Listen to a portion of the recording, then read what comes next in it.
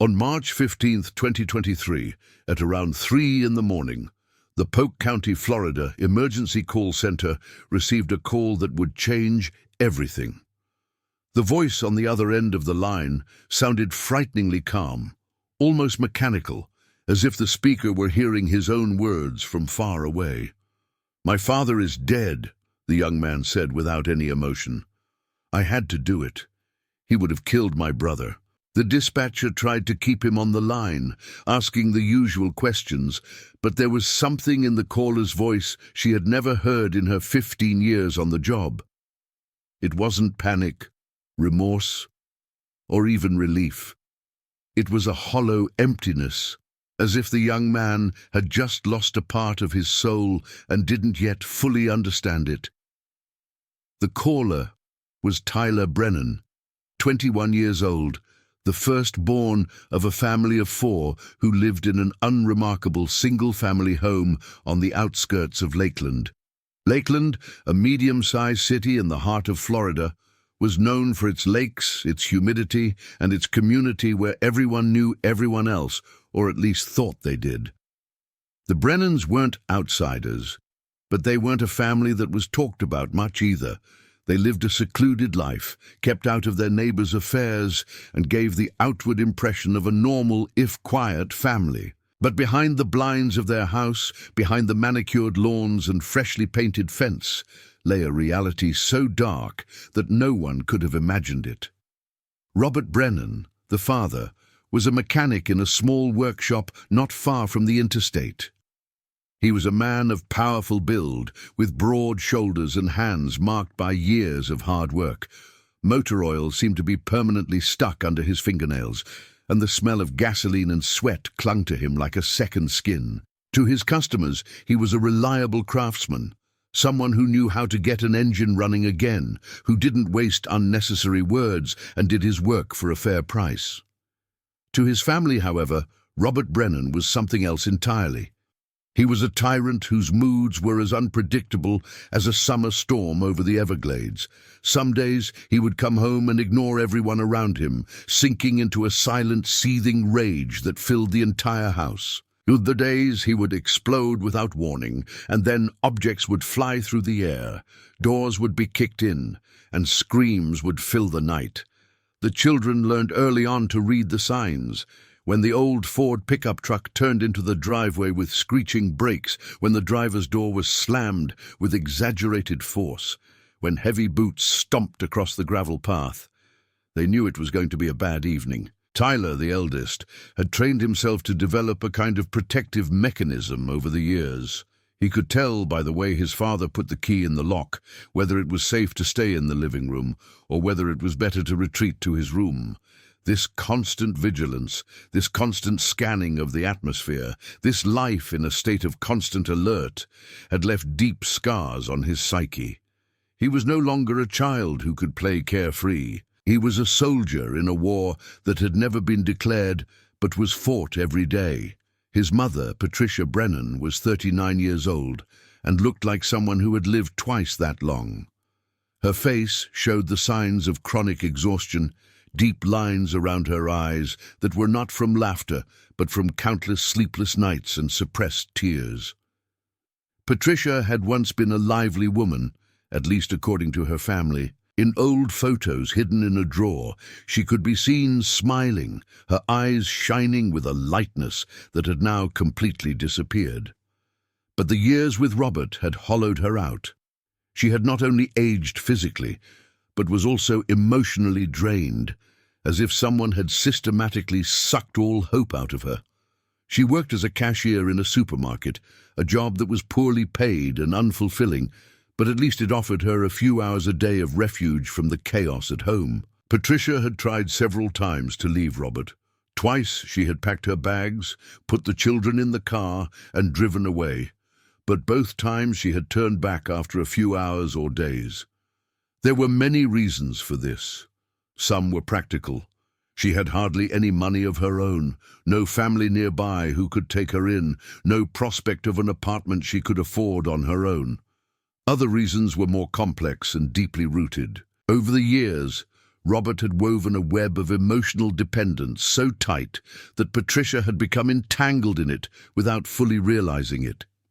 He had convinced her that she was nothing without him, that no one wanted her, that she was lucky to have found a man at all. He had fed her self-doubt until it was so strong that it overshadowed her own perception.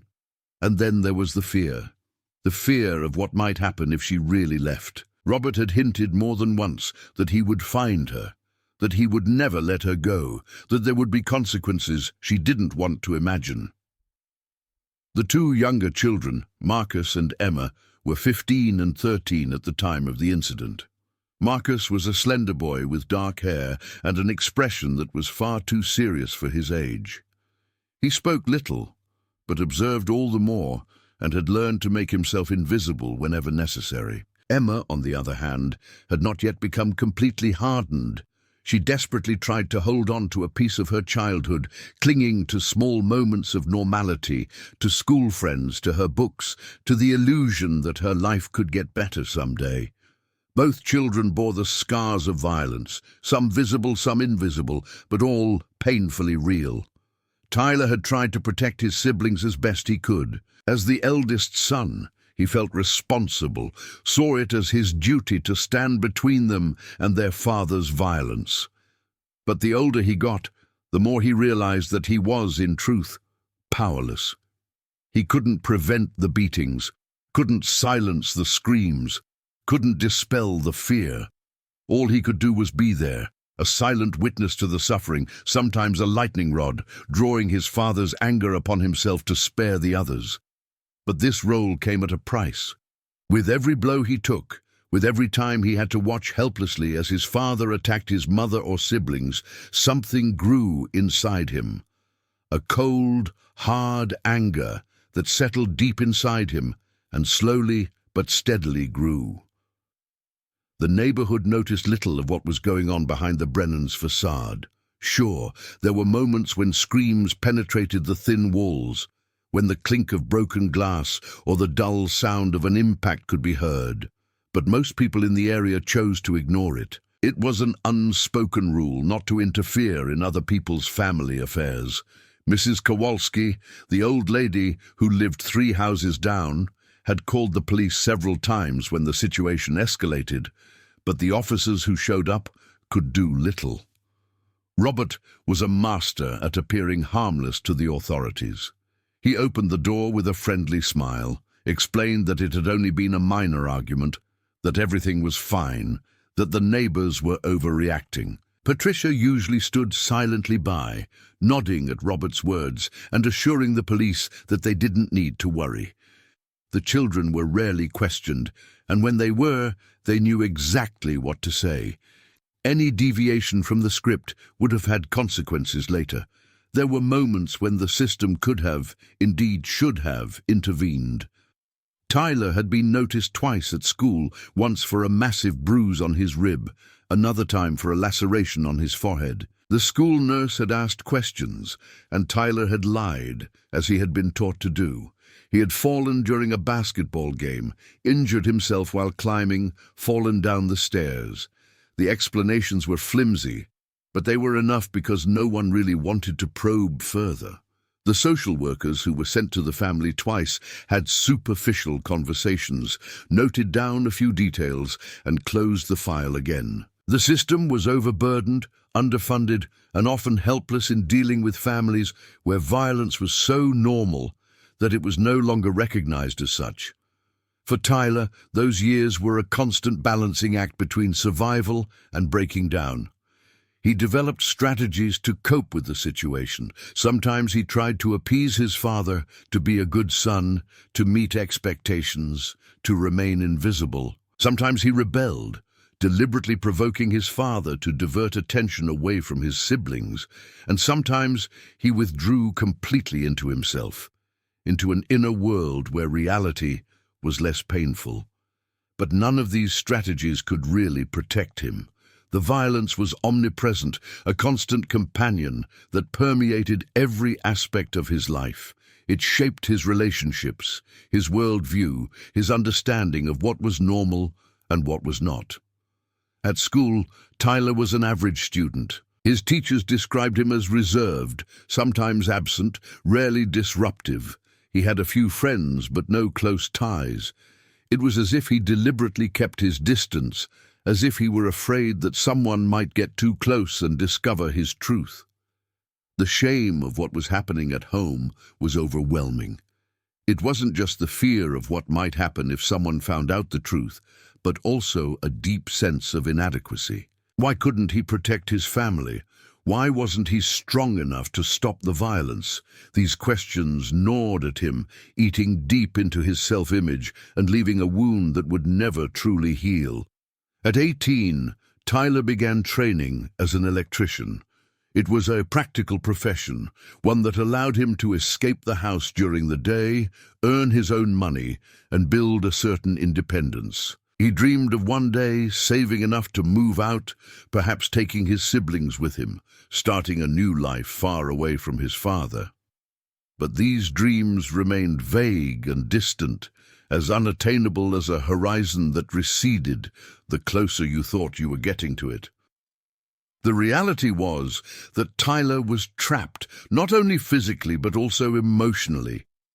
He couldn't leave his mother alone, couldn't abandon his siblings, couldn't just walk away and pretend the problem didn't exist. The evening of March 14th began like many others before it. Robert came home later than usual, his steps unsteady, the smell of alcohol detectable from several meters away.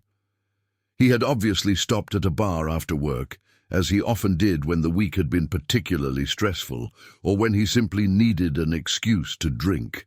Patricia was in the kitchen, desperately trying to keep dinner warm, even though it had long since been overcooked. Tyler was sitting with Marcus in the living room, both silent in front of the TV, although neither of them was really watching. Emma was in her room, the door closed, headphones on her ears, another escape from reality. Robert entered the house with a bang of the door that echoed throughout the entire building. Immediately the atmosphere tensed like a rubber band about to snap. Patricia rushed out of the kitchen, a nervous smile on her lips, trying to appease him before things really got started. But Robert was already in a state where words could no longer help. He started shouting about things that made no sense. About alleged disrespect, about the food not being ready on time, about the children being lazy, about Patricia not supporting him properly.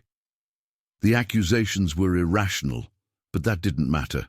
It wasn't about logic. It was about power, about control, about the opportunity to take out his own frustration on those who were too weak to fight back. Tyler and Marcus froze on the sofa, not daring to move. They knew that any reaction could make the situation worse. But then the argument escalated. Robert grabbed Patricia by the arm, shook her, and yelled in her face. She tried to break free, but his fingers dug deeper into her skin, leaving marks that would later turn into bruises. Tyler jumped up, his heart racing, adrenaline rushing through his veins. He wanted to intervene, to step in, but he also knew that this was dangerous. Every time he had tried to stop his father before, it had only made things worse. But then something happened that changed the situation irrevocably. Marcus, who had wanted to remain quiet and invisible, made a careless move, getting up from the sofa, perhaps to help his mother, perhaps just to escape the room. Robert noticed, turned around in a flash, and fixed his younger son with a look full of rage. Without warning, he let go of Patricia and walked towards Marcus, his hands clenched into fists. Marcus backed away, stumbled over the coffee table and fell to the floor. Robert was on top of him, raising his hand, ready to strike, and at that moment Tyler saw something in his father's eyes that he had never seen before. It wasn't just anger. It was a kind of madness, a complete absence of control. A state in which anything was possible, even the worst. Tyler acted without thinking. He lunged at his father, grabbed him from behind, and tried to pull him away from Marcus. Robert staggered, surprised by the sudden attack, turned around, and punched Tyler in the face with full force. The pain was overwhelming, a bright, stinging flash that shot through his skull. Tyler staggered, but he didn't let go. The two men wrestled with each other, stumbling through the living room, bumping into furniture, knocking over a lamp. Patricia screamed. Marcus crawled into a corner. Emma opened her bedroom door and froze at the sight of the scene. Everything happened at once, a chaos of movement and noise, and in the middle of it all was Tyler, desperately trying to overpower his father, even though he knew he was physically inferior. They ended up in the kitchen, Tyler pinned against the countertop, Robert's hands around his neck. The pressure was immense. Tyler gasped for air. His vision began to narrow. Black spots danced before his eyes. At that moment, in that split second between life and death, his hand reached for something, anything, that could help him. His fingers closed around the handle of a cast-iron pan standing on the stove. With one last desperate effort, he lifted the pan and slammed it against his father's head. The sound was dull and terrible, like the crack of something that shouldn't break. Robert let go, stumbled backward, eyes wide, one hand pressed to his temple, blood seeping between his fingers. Tyler stood there, the pan still in his hand, breathing heavily, unable to comprehend what had just happened. Robert sank to his knees, then fell to the side, lying motionless on the kitchen floor. The silence that followed was absolute. No one moved, no one spoke, no one breathed. It was as if time itself had stopped, as if the world was waiting to see what would happen next. Tyler dropped the pan, and it landed with a loud clatter on the tiles. He stared at his father's lifeless body, at the blood slowly spreading beneath his head, at the open, empty eyes staring into nothingness. And in that moment, Tyler knew that his life as he knew it was over. The minutes after Robert's death blurred into a surreal fog of shock and disbelieving horror. Patricia knelt beside her husband's body, her hands trembling over his chest as if to check if there was still life in him, even though the stiffness of his limbs already proclaimed the truth. She didn't cry. Instead, a soft, choked whimper escaped her throat, the sound of someone whose mind refused to accept what her eyes were seeing. Marcus had retreated to the far corner of the living room, his knees pulled up to his chest, his gaze fixed on a spot on the wall, as if he could block out reality through sheer force of will.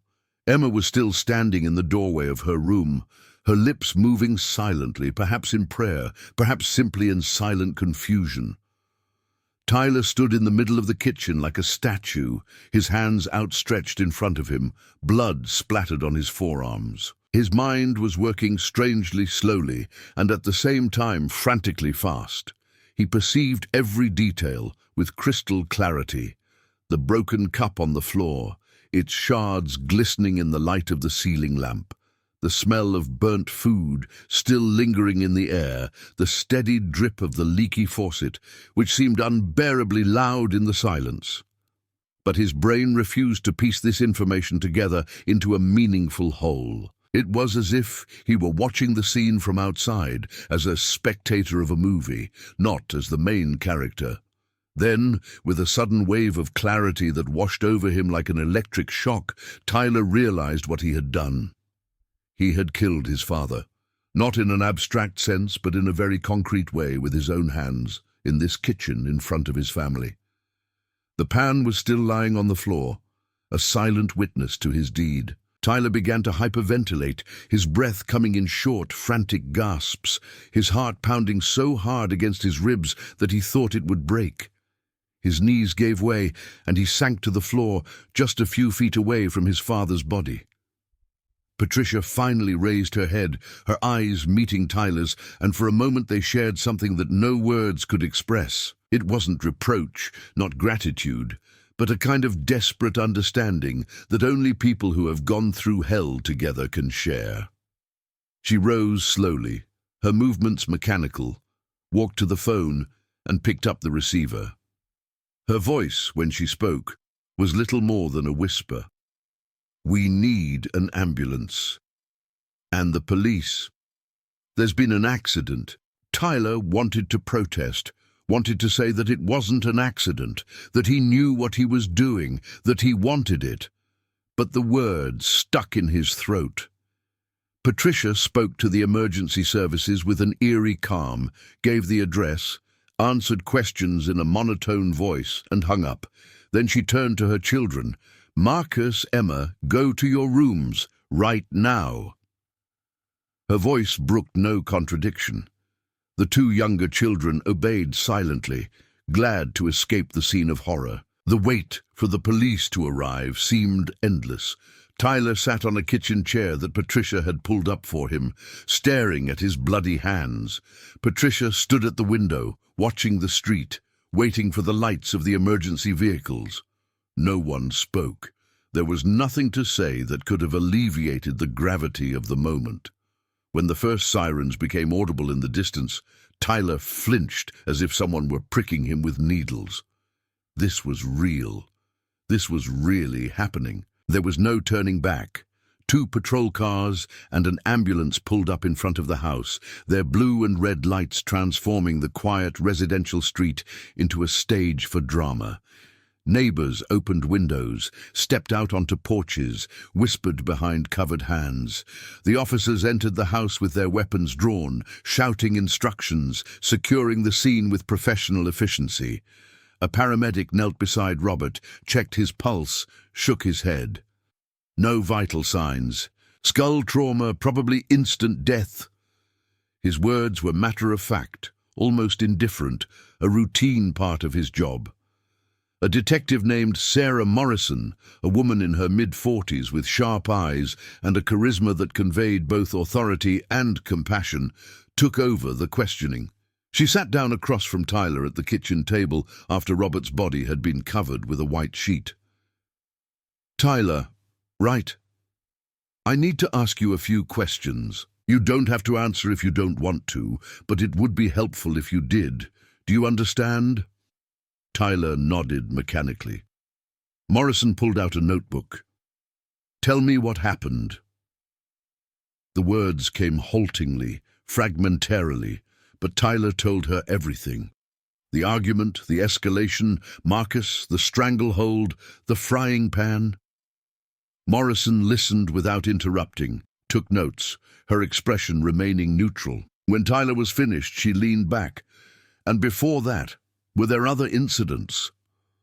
Tyler hesitated, then everything came pouring out.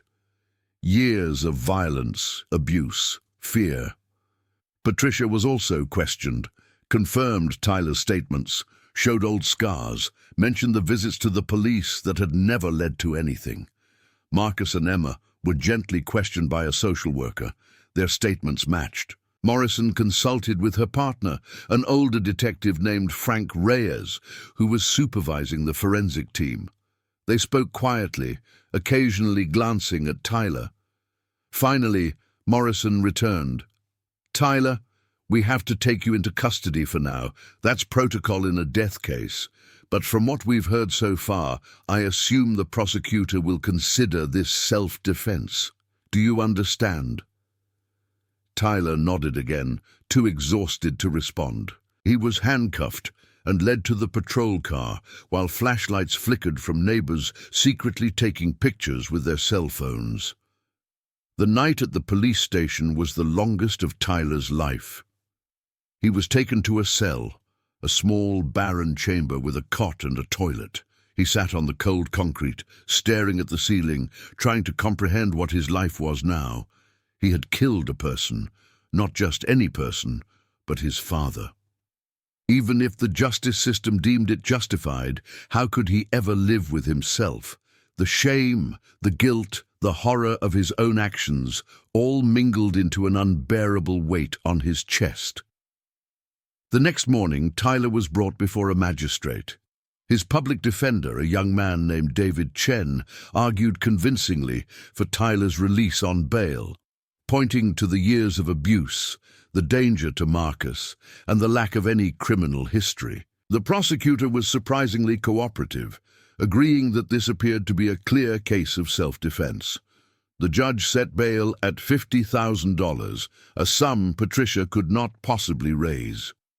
But a local organization that cared for victims of domestic violence helped out, and after 24 hours, Tyler was free, at least physically. Returning home was surreal. The house looked unchanged from the outside, but inside, everything had changed. The kitchen floor had been cleaned, but Tyler could still see the blood stain, even though it was no longer there.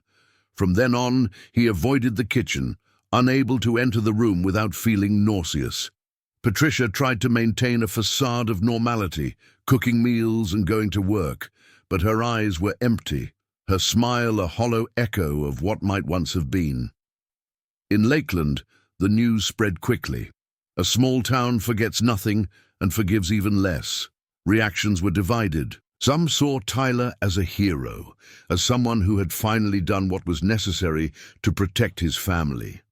Others, especially those who had known Robert or worked with him, defended the deceased, speaking of a tragic accident, of a good man who had had problems. Tyler himself avoided the public, leaving the house only when absolutely necessary, and feeling the stares of people full of curiosity, pity, or silent condemnation. But during this time, something unexpected happened. The void left by Robert's death began to fill with something else. Tyler suddenly became the head of the family, a role that no one had assigned to him, but which he nevertheless began to assume. He made decisions about bills, repairs, everyday life. Patricia, broken and passive, let him do it, grateful that someone else was taking responsibility. The weeks after the death transformed Tyler in a way that no one could have foreseen. At first, it was harmless. He took authority in the household, making decisions that Robert had previously made. Patricia did not protest. She seemed relieved to be able to hand over the burden of responsibility, to finally be able to rest after years of survival. But this relief was deceptive. Tyler began to set rules. Marcus and Emma had to be home at certain times. Dinner was served at a set hour. Disobedience was not tolerated. At first, this seemed like a return to order after chaos, but the control became tighter, more suffocating. Tyler controlled who his siblings talked to, where they went, what they did. He justified this as protection, but in truth, it was something else. It was power. His relationship with Patricia changed in a disturbing way.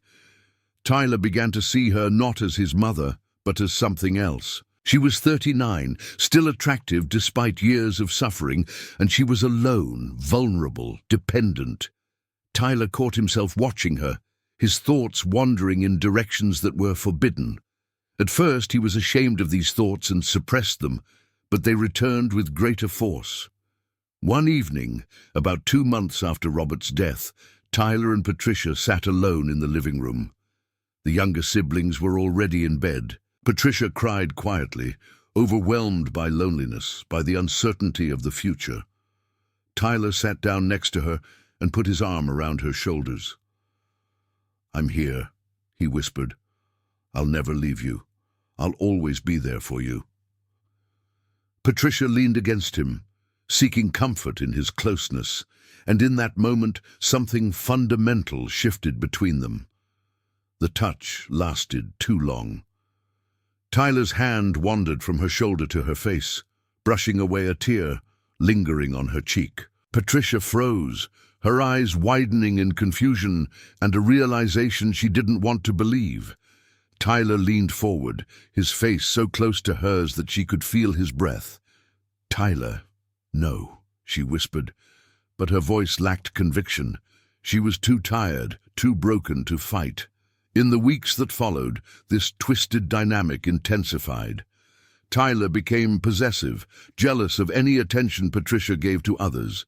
He pressured her, isolating her from the few friends she still had. Patricia didn't resist. She had learned to comply for so long that resistance had become foreign to her, and deep down, in a corner of her mind that she didn't want to admit, she felt flattered by Tyler's attention, by the feeling of being desired by someone after years of humiliation.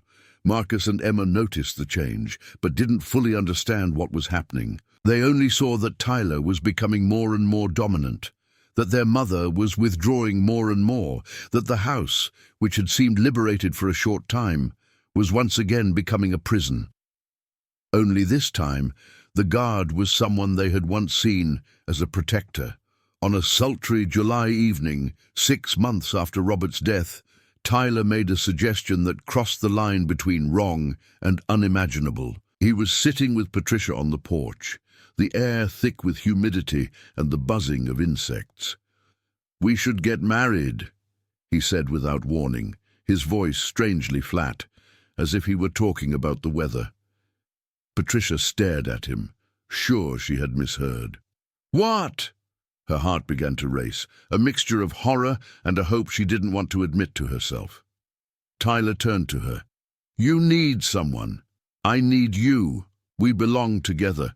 You know that." His logic was twisted, sick, but there was a conviction in his voice that brooked no contradiction. "Tyler, I'm your mother," Patricia whispered. But even as she spoke the words, she knew how weak they sounded. Tyler shook his head. "You're not my biological mother. You're the woman who was always there for me, the only person who stayed." It was true that Patricia was not Tyler's biological mother. She had married Robert when Tyler was 3 years old, his real mother having left the family long before. But that didn't change the moral reprehensibility of what Tyler was suggesting. Patricia should have said no, should have gotten up and left, but instead she sat there, trapped in the same paralysis that had defined her entire life. Tyler took advantage of her silence. "We're going to Georgia. They don't ask questions there. We'll say you're a friend of the family. No one needs to know." The plan was already complete in his mind, as if he had been thinking about it for weeks. 3 days later, they were sitting in Tyler's old Honda, driving north on Interstate 75, the air conditioning battling the July heat. Patricia stared out the window, watching Florida pass by, wondering at what point her life had gone so completely off the rails. Tyler drove with concentration, his hands firmly on the wheel, a man on a mission that only he understood. In a small town south of Atlanta, they found a chapel, one of those establishments that specialized in performing quick, discreet ceremonies. The pastor, an older man with whiskey breath and disinterested eyes, asked no questions when Tyler laid the cash on the table. The ceremony lasted less than 10 minutes, spoken in a monotonous sing-song that robbed the words of their meaning. Patricia wasn't wearing a white dress, just a simple blue sundress that hung loosely on her slender frame. Tyler had worn a suit he had bought for Robert's funeral, an irony that no one but him seemed to notice. When the minister said, "You may kiss the bride," Tyler hesitated for a fraction of a second, then leaned forward and pressed his lips to Patricia's. It was not a kiss of love, but one of possession, a seal stamped on a contract that only one party had truly signed. Patricia stood motionless, her eyes closed, tears streaming down her cheeks, but no one asked if they were tears of joy. They drove back to Florida that same evening, the marriage certificate tucked away in Tyler's backpack like a dark secret. Marcus and Emma were not told anything. No one was allowed to know about this union. Tyler explained that it was for their protection, to keep the family together, but in truth, he knew that society, the law, morality itself would oppose what he had done. The months after the secret wedding turned the Brennan household into a hell that was no less than that under Robert's rule. Perhaps even worse because it came from someone they had once loved. Tyler moved through the rooms like a king in his kingdom, his presence filling every corner with an oppressive tension. Patricia withdrew further and further into herself, spending her free hours in the bedroom she now shared with Tyler, a fact that Marcus and Emma noticed with growing unease, without knowing the full truth. Marcus was now 17, his body had stretched, muscles had formed from the work on a construction site he had taken on after school. But despite his physical maturation, he still bore the scars of a child who had seen too much. He began to challenge Tyler, small rebellions at first, coming home late, ignoring instructions, speaking disrespectfully. Tyler responded with a harshness that was frighteningly familiar. First, it was words, cutting insults that tore Marcus's self-esteem to shreds. Then came the punishments: no food, grounding, forced work late into the night. Emma, now 15, tried to become invisible, a skill she had perfected under her stepfather. But Tyler wouldn't let her. He controlled her clothes, her friendships, her phone calls. When he discovered that she was secretly texting a boy from school, he exploded. He took her phone, searched every message, humiliated her in front of the whole family. Emma cried herself to sleep, her pillows muffled witnesses to her despair. The violence returned, subtle at first, a rough grab of the arm, a push against the shoulder, a slap disguised as discipline. But it escalated. One evening, when Marcus refused to wash his work clothes, Tyler grabbed him by the collar, pushed him against the wall, his face just inches from Marcus's. "You live under my roof. You follow my rules," he hissed, saliva flying onto Marcus's cheek. At that moment, Marcus didn't see his brother, but Robert, the same eyes, the same uncontrolled rage, the same willingness to inflict pain. Patricia once tried to intervene when Tyler yelled at Emma for forgetting to take out the trash. Tyler turned to her, and the look he gave her made her blood run cold. "Stay out of this," he said quietly, but there was a threat in his voice that was unmistakable. Patricia backed away, and in that moment, something died inside Emma. The only person who could have protected her was too broken to act. The neighbors noticed changes again. Mrs. Kowalski heard screams through the walls again, saw Marcus go to school with a black eye, noticed Emma's increasing isolation. But this time, she hesitated to call the police. The family had already been through so much, and Tyler had been the victim, the one who had saved them. How could he now be the perpetrator? This cognitive dissonance paralyzed not only Mrs. Kowalski, but the entire neighborhood. No one wanted to believe that the cycle had repeated itself. Marcus and Emma began to make secret plans. Late at night, when Tyler was asleep, they would meet in Emma's room and whisper about ways to escape. Marcus had saved some money, and Emma contacted a maternal aunt in Jacksonville, whom she barely knew. They planned to disappear in 2 weeks, simply not coming home from school. But Tyler wasn't stupid. He sensed the conspiracy, saw the furtive glances, the sudden silence when he entered a room. One September evening, 2 years after Robert's death, Tyler found the backpack Marcus had hidden under his bed. Inside, clothes, money, bus tickets. The rage that swept through him was volcanic. He stormed into Emma's room, where both siblings were sitting, and pulled Marcus up. "You wanted to leave me?" The confrontation escalated into the living room. Tyler, beside himself, grabbed a baseball bat. "No one leaves this family." Marcus, driven by years of pent-up despair, fought back this time. They wrestled, tumbling over furniture. Emma screamed. Patricia stood paralyzed in the doorway. The bat fell to the floor. Marcus grabbed it and struck, once, twice. Tyler staggered, blood pouring from a laceration. Emma, filled with panic, pushed her brother, who stumbled backward over the coffee table. His head hit the edge with a terrible crack. Silence. Tyler lay motionless, eyes open, empty. Marcus sank to his knees, trembling. "What have we done?" Sirens approached. Patricia had called the police. Detective Morrison recognized the tragic irony as he entered. The liberator had become the oppressor, and his victims had chosen the same path he had once taken. The cycle had been completed. Monstrosity, it turned out, was hereditary, not through genes, but through violence.